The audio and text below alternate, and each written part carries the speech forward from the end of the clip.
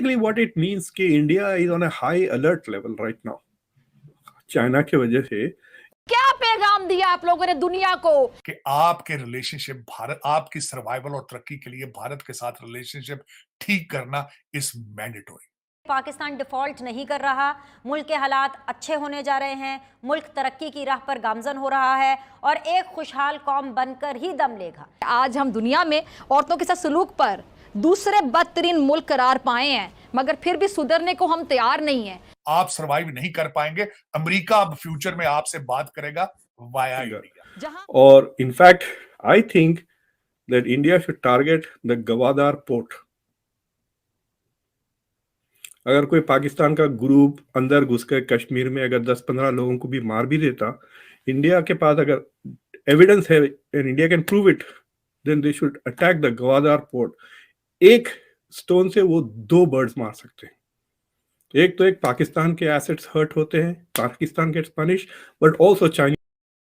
जहां हमारे मुहाफिज ही हम पर हाथ उठाएं, हम पर जुल्म ढाएं, वहां पर जहां अपना सियासी हक मांगने की कीमत पर एक सियासी कारकुन की जान ले ली जाए, मुझे वहां पर एक खुशी नहीं मनानी और मेरे ख्याल से कोई भी खुशी नहीं मनाएगा। और आप लोगों की वजह से आप लोग हमारे रंग में भंग डालते हैं। ये रिपोर्ट ये आई है कि जो यूएस इंटेलिजेंस है उनकी एनुअल असेसमेंट शायद होती है या जो भी है, लेकिन वो रिपोर्ट है और उसमें ये कहा गया है कि इंडिया, पाकिस्तान और चाइना, इनके बीच कॉन्फ्लिक्ट जो है वो बढ़ता जा रहा है। और ना सिर्फ ये कि कॉन्फ्लिक्ट बढ़ सकता है, इंटेंस हो सकता है, बल्कि इसके साथ साथ कोई जंगी खतरा भी हो सकता है। और फिर इसमें ये भी कहा गया कि इंडिया की तरफ से जो जवाब दिया जाएगा वो पहले जैसा नहीं। अच्छा, अमेरिका में 16 इंटेलिजेंस एजेंसीज हैं। सो फॉर एग्जांपल CIA है, डिफेंस इंटेलिजेंस एजेंसी है, DIA है, NSA है, नेशनल सिक्योरिटी एजेंसी, जो बेसिकली इलेक्ट्रॉनिक स्पाइंग करती है। ऐसे 16 एजेंसीज हैं। तो ये सारों की तरफ से 9/11 के वक्त ये एहसास हुआ था कि America had the intelligence to prevent 9/11, लेकिन वो इंटेलिजेंस कोऑर्डिनेट नहीं कर सक रहे थे। So they created this Office of the Director of National Intelligence, ODNI. तो उनके पास सारी इंटेलिजेंस मिल जाती है, फिर वो सारी पिक्चर देखकर they are able to do threat assessment reports, और वो सेनेट इंटेलिजेंस कमेटी को भी देते हैं, व्हाइट हाउस को भी देते हैं वगैरह। तो इन पाकिस्तान को लेकर 2 चीजें लिखी हुई हैं कि नहीं सॉरी, एक ही चीज ये है कि अगर पाकिस्तान की तरफ से क्रॉस बॉर्डर टेररिज्म होता है इंडिया में, या ऑर्केस्ट्रेटेड डिस्टर्बेंस एंड इंस्टेबिलिटी, या कश्मीर में जैसा कि गड़बड़ हो रही है, प्रोटेस्ट हो रही है, but if these are orchestrated from Pakistan, उनका कहना है, और नाम से कहते हैं, the Narendra Modi government will respond far more aggressively. तो वहां पे वो डर रहे हैं कि इस बार जंग हो जाएगी। तो it will not be something like Balakot, it will be far more serious, and they actually fear कि it could trigger a war if there is acts of cross border, या instability पैदा करने की कोशिश करे, तो so there is a chance that will, so they feel कि उसके वजह से जंग हो सकती है। दूसरी बात तो इलेक्शन की भी बात आ रही है 2024। मतलब आपने तो तोहफा दे दिया था नरेंद्र मोदी को 2019 कि he could claim कि हमने सर्जिकल स्ट्राइक्स किए, ये किए, वो किए, and it kind of helped definitely in the electoral process.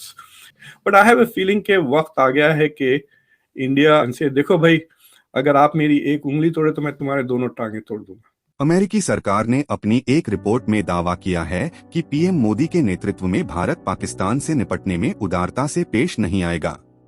अमेरिकी खुफिया विभाग की इस रिपोर्ट में उन जोखिमों का जिक्र किया गया है जो साल 2023 में अमेरिकी राष्ट्रीय सुरक्षा के लिए जोखिम पेश कर सकते हैं।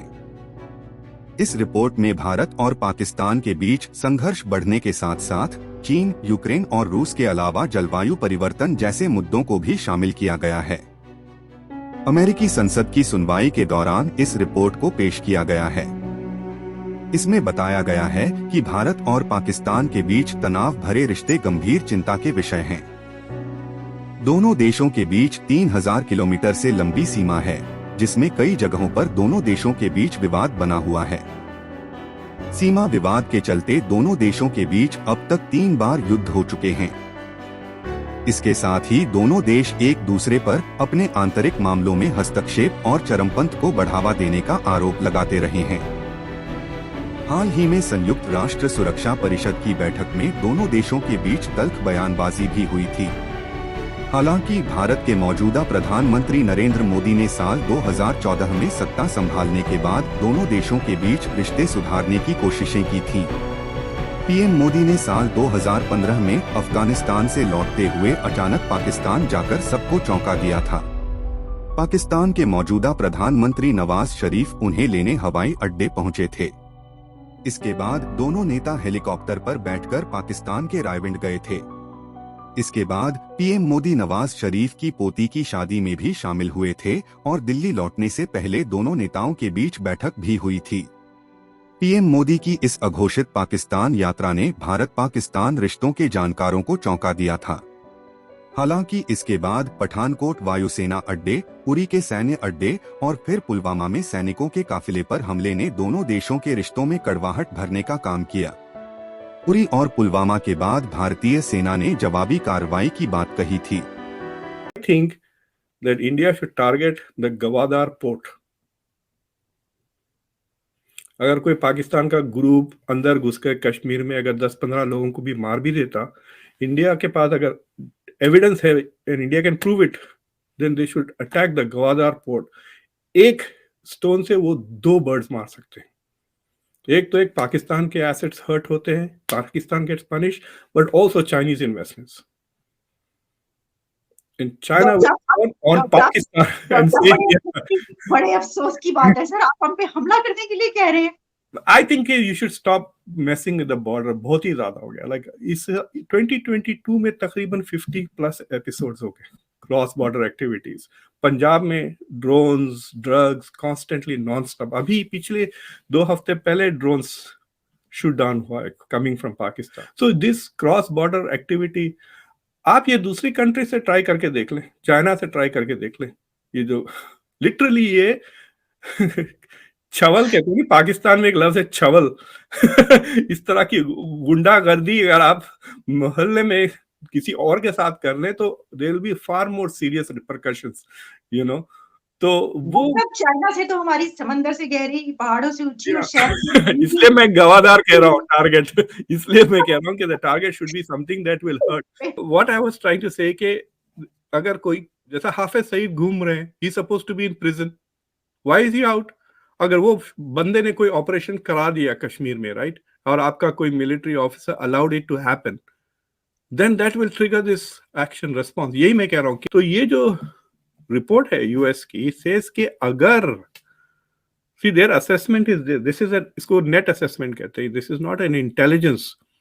दे आर सेइंग इफ पाकिस्तान की तरफ से कुछ अटैक होता है इन इंडिया, कश्मीर की तरह या मुंबई की तरह, और if there is instability in Kashmir that is orchestrated, यानी किसी दूसरे मुल्क ने उसको करवाया है, तो India will respond aggressively. So we are not saying India should attack Pakistan. We are saying that if Pakistan attacks India using non-conventional methods, then this time the punishment should be more severe than जो बालाकोट था।